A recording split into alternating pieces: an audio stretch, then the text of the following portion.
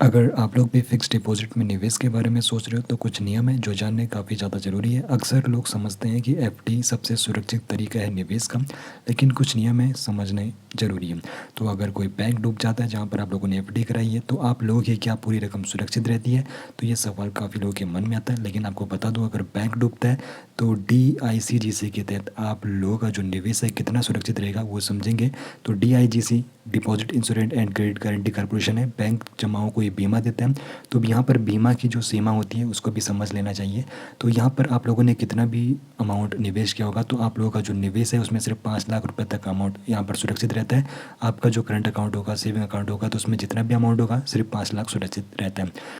किसी भी बैंक में आप लोगों का जो निवेश है पूरी तरीके से सुरक्षित नहीं रहता है, मात्र 5 लाख रुपए ही सुरक्षित रहता है। तो ऐसे में आप लोगों के पास यहाँ पर ऑप्शन रहता है कि आप लोगों का पूरा निवेश एक ही बैंक में नहीं करना चाहिए।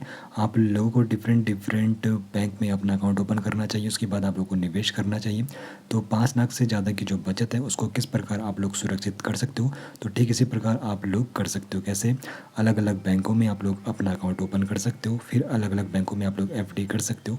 और जैसे ही आप लोगों ने 3 बैंक अकाउंट ओपन कर दिए, उसमें 5-5 लाख रुपए आप लोगों ने निवेश कर दिया।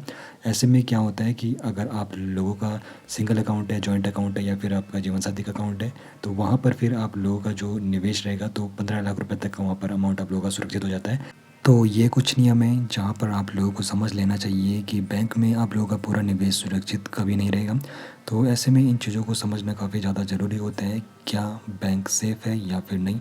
और अगर कल के दिन बैंक डूबता है तो वहाँ पर मात्र आपको DICC 5 लाख रुपए तक ही आपका सुरक्षित रखेगा। एक सवाल यहाँ पर रहेगा, तो क्या ज़्यादा ब्याज के चक्कर में आप लोगों को ज़्यादा जोखिम लेना चाहिए?